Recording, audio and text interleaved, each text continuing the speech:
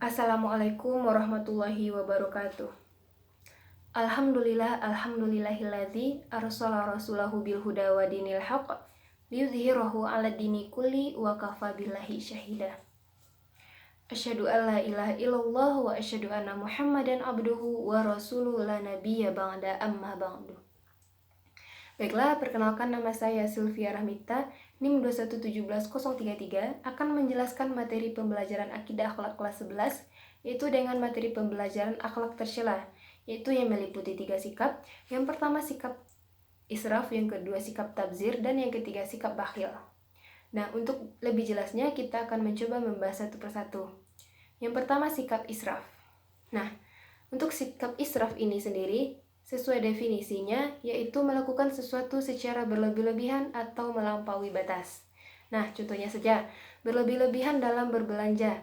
Nah, jika kita berlebih-lebihan dalam berbelanja, itu akan terjadinya sesuatu pemborosan dalam keuangan diri kita sendiri. Nah, jika kita punya sikap seperti itu, lebih baik kita untuk menghindarinya. Nah, yang kedua, berlebih-lebihan dalam makan dan minum. Nah, dalam mengkonsumsi makan dan minum, kita di sini diatur juga dengan berbagai tarafnya, tidak berlebih-lebihan dalam makan dan minum itu sendiri. Nah, pada zaman Rasulullah, beliau tidak makan sebelum kenyang, karena beliau tahu batas dalam makan dan minum itu bagaimana porsinya. Tapi kalau jika kita makan dan minum sampai kenyang, dan itu sudah termasuk berlebih-lebihan dalam makan dan minum, nah, sifat ini juga sangat tidak baik untuk kita lakukan. Nah, contohnya saja jika kita kelebihan dalam mengkonsumsi garam contohnya. Nah, itu akan menyebabkan hipertensi. Nah, jika kita berlebih-lebihan dalam menggunakan gula, itu akan menyebabkan diabetes.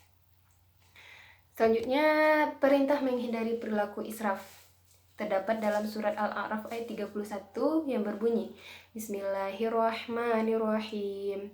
Ya bani Adam khuzu zinatakum 'inda kulli masjidin wa kulu washrabu wa la tusrifu innahu kana la yuhibbul musrifin. Nah, artinya, hai anak Adam, pakailah pakaianmu yang baik di setiap memasuki masjid, dan makan dan minumlah, dan jangan berlebih-lebihan. Sesungguhnya Allah tidak menyukai orang-orang yang berlebihan. Nah, sudah jelas dalam Al-Quran Al-A'raf ayat 31 ini bahwa orang yang suka makan dan minum dengan berlebih-lebihan, Allah sungguh membenci orang-orang tersebut dan sungguh tidak menyukai orang-orang tersebut. Nah, juga terdapat dalam hadis At-Tirmizi, yaitu tidak ada lebih jahat daripada orang yang memadati perutnya, cukuplah seorang dengan beberapa suap makanan untuk menguatkan badannya. Jika perlu ia makan, hendaklah perutnya diisi dengan sepertiga makan, sepertiga minum, dan sepertiga untuk bernafas. Dampak negatif melakukan israf. Nah, untuk dampak negatifnya, yang pertama menumbuhkan sikap rakus. Nah, sikap rakus di sini sikap rakus untuk berlebih-lebihan dalam melaksanakan sesuatu. Kita tidak berhenti-henti untuk membelanjakan, tidak berhenti-berhenti untuk menggunakan sesuatu itu. Nah, ini harus kita hindari. Yang kedua, tidak memiliki rasa kepedulian terhadap sesama. Nah, tentu saja jika kita memiliki sikap berlebih-lebihan, sikap israf ini tidak akan menimbulkan rasa kepedulian terhadap sesama, karena kita sudah tertekat dalam hati untuk berlebih-lebihan dalam menggunakan sesuatu. Tidak ada rasa kepedulian terhadap seseorang, yang mana disebabkan karena diri kita sendiri, karena nafsu kita sendiri. Dan kita harus pandai-pandai untuk mengontrol hawa nafsu kita sendiri. Nah, yang ketiga, menghalalkan dengan segala cara untuk memenuhi kebutuhan kita sendiri. Nah, jika orang yang memiliki sikap israf ini akan menghalalkan segala cara. Misalkan dia tidak mempunyai barang, tidak mempunyai uang, mereka akan bisa melakukan kejahatan, contohnya saja mencuri. Nah, mereka akan menghalalkan segala cara, contohnya mencuri itu sendiri. Maka mereka akan mencuri sesuatu yang bakalan mereka inginkan dan mereka incar. Nah, yang keempat, dapat mengganggu kesehatan jasmani dan rohani. Nah, orang yang memiliki sikap israf ini hatinya sangat tertutup dan hatinya sangatlah busuk. dan sangatlah tidak disukai Allah. Maka dari itu sama-sama kita bisa untuk menghindari sikap israf ini, supaya hati kita lebih baik lagi untuk taat kepada Allah. Nah, yang poin kelima, sudah jelas Allah tidak akan menyukai orang-orang yang mempunyai sifat seperti ini. Nah, yang keenam, menjauhkan diri untuk beribadah. Tentu saja, karena kita menyibukkan diri kita untuk melakukan hal-hal yang berlebih-lebihan seperti ini, kita akan lupa untuk beribadah. Contohnya, lupa sholat, lupa untuk berzakat. Padahal berzakat itu untuk memberikan berupa uang atau berupa bahan yang akan kita berikan kepada orang untuk bersedekah. Nah, apalagi itu karena kita sibuk dengan kehidupan kita, tidak memikirkan orang lain. Nah, ini adalah salah satu dampak negatif melakukan israf. Selanjutnya kita akan membahas sikap tabzir. Nah, sesuai dengan definisinya, sikap tabzir ini sama dengan sikap boros, yaitu sikap boros ini sikap melakukan sesuatu yang tidak bermanfaat atau menjadikan barang yang tidak bermanfaat. Sesuai KBBI, dapat diartikan berlebih-lebih dalam menggunakan uang, menggunakan barang, dan lain-lain. Nah, untuk contohnya, yang pertama boros dalam menggunakan uang. Nah, sikap tabzir ini atau mubazir itu sikap yang juga sangat harus kita hindari, karena jika kita tidak bisa untuk menghindarinya, kita akan terjebak dengan boros dalam menggunakan uang. Jika kita punya uang banyak, karena kita tidak bisa mengandalkan diri kita sendiri, kita akan punya sikap boros, akan menghambur-hamburkan uang kita sampai habis, dan itu sendiri akan merugikan diri kita sendiri. Nah, yang kedua, boros dalam menggunakan harta. Nah, boros dalam menggunakan harta tentu saja bagaimana kita menggunakan harta sehari-hari kita, harta kekayaan kita. Nah, itu juga salah satu bentuk mubazir dalam menggunakan harta. Nah, yang terakhir juga boros dalam menggunakan waktu. Nah, kalau kita pandai memanfaatkan waktu, kita tidak akan punya sikap boros. Nah, contohnya jika kita boros dalam menggunakan waktu, kita menunda-nunda suatu pekerjaan, yang mana pekerjaan itu sudah ada jadwalnya, karena kita melalaikan pekerjaan itu sendiri, maka itu adalah salah satu boros dalam menggunakan waktu, tidak pandai mengendalikan waktu, tidak disiplin waktu, dan tidak bisa menempatkan sesuatu pada tempatnya. Nah, perintah menghindari perilaku tabzir, surat Al-Isra ayat 27, yang mana Bismillahirrahmanirrahim. Innal mubadzirina kanu ikhwana syaitani wa kana syaitanu li rabbih kafura. Artinya, sesungguhnya pemboros-pemboros itu adalah saudara-saudara setan, dan setan-setan itulah sangat ingkar kepada Tuhannya. Nah, sudah jelas karena seorang yang mempunyai sikap pemboros disamakan dengan saudara setan. Nah, dampak positif menghindari tabzir. Nah, sikap tabzir ini, dampak positif yang dapat kita ambil, yang pertama akan menjadikan seorang berhemat waktu untuk digunakan dengan hal yang lebih bermanfaat dan menghindarkan diri dari sombong. Nah, maksudnya, jika kita hemat dalam melaksanakan suatu pekerjaan, suatu kegiatan, maka itu akan menghindarkan sikap tabzir yang terdapat dalam diri kita sendiri, karena kita pandai mengendalikan waktu, dan waktu yang kita gunakan itu untuk kegiatan yang bermanfaat, dan itu sendiri tidak akan pernah muncul dalam diri kita sendiri untuk sombong. Yang kedua, akan memperbanyak kesempatan untuk bersedekah dan menghindari diri untuk berhutang. Nah, jika kita punya sikap